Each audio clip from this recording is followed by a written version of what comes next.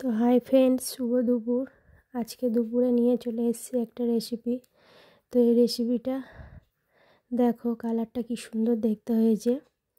তো চলো রেসিপিটা তোমাদের দেখাই। এখানে নিয়েছি ছোট ছোট মৌরলা মাছ, তাতে দিয়ে দিলাম কিছুটা পরিমাণ লবণ, তারপরে দিয়ে দিলাম কিছুটা পরিমাণ লঙ্কা গুঁড়ো, তারপরে দিয়ে দিলাম কিছুটা পরিমাণ হলুদ গুঁড়ো। তো হলুদ গুঁড়োটা দিয়ে দেওয়ার পর এইবার দিয়ে দেবো কিছুটা পরিমাণ রসুন বাটাটা দিয়ে দেওয়ার পর তারপরে দিয়ে দেবো কিছুটা পরিমাণ আদা বাটা। তো আদা বাটাটা দিয়ে দেওয়ার পর দিয়ে দেবো কিছুটা পরিমাণ সরিষার তেলটা দিয়ে দেওয়ার পর দিয়ে দেবো কিছুটা পরিমাণ কোচানো পেঁয়াজ। তো এইগুলো দিয়ে ভালোভাবে মাখিয়ে নেব, একটু মাখিয়ে নিয়ে কিছুক্ষণ একটু ঢাকা দিয়ে রাখবো। ঢাকা দিয়ে রাখার পর চলো এবার দেখা যাক এখানে কি কি কেটে রাখা হয়েছে। এখানে কেটে নিয়েছি শীতের পেঁয়াজ কলি আর আলু। তো আমি এটা দিয়েই আজকের মৌরলা মাছটা বানাবো, তো ভিডিওটা দেখতে থাকো। তাই এখানে কেটে নিয়েছি কিছুটা পরিমাণ টমেটো আর বসিয়ে দিয়েছি কড়াইতে দিয়ে দিয়েছি তেলটা ভালোই গরম হয়ে গেছে। তারপর আলু আর পেঁয়াজ কলিটা দিয়ে দিয়েছি, দিয়ে ভালোভাবে নাড়াচাড়া করে নিলাম। নাড়াচাড়া করে নেওয়ার পর কিছুক্ষণ একটু ঢাকা দিয়ে রাখবো।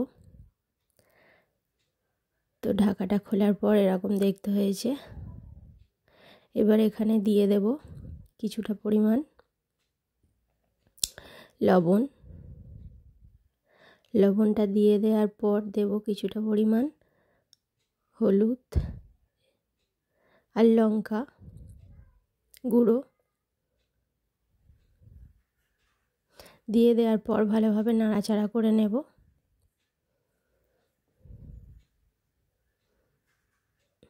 এবার দেব কিছুটা পরিমাণ আদা বাটা, কিছুটা পরিমাণ রসুন বাটা দিয়ে দেওয়ার পর এবার আবার একটু ভালোভাবে নাড়াচাড়া করে নেব। নাড়াচাড়া করে নেওয়ার পর এবার এখানে দেখতে হবে যে আলুটা একটু হালকা হালকা সিদ্ধ হয়েছে কি না। আলুটা যতক্ষণ না হালকা হালকা সিদ্ধ হবে কিন্তু টমেটোটা এখানে দেয়া যাবে না, কারণ আলুটা না সিদ্ধ হলে টমেটোটা দিলে আলুটা সিদ্ধ হতে একটু দেরি হবে। তা আলুটা হালকা সিদ্ধ হয়ে গেছিলো, ওই জন্য আমি দিয়ে দিয়েছি টমেটোটা। দিয়ে এবার ভালোভাবে নাড়াচাড়া করে নেব।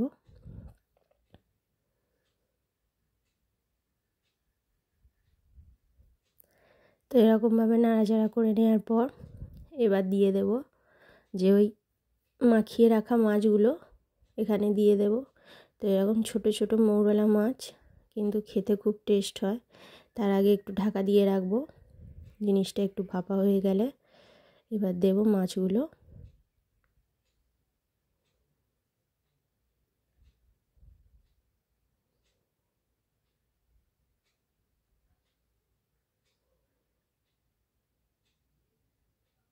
এবার মাখানো মাছগুলো দিয়ে দেব।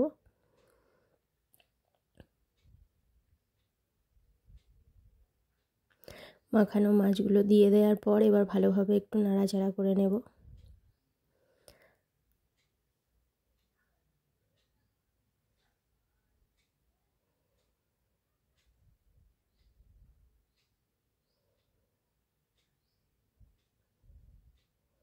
আমি একা হাতে ক্যামেরা ধরছি, ওই জন্যে একা হাতে খুন্তি নাড়ছি, কড়াটা একটু উল্টে যাচ্ছিলো, ভাগ্যিস উল্টায়নি।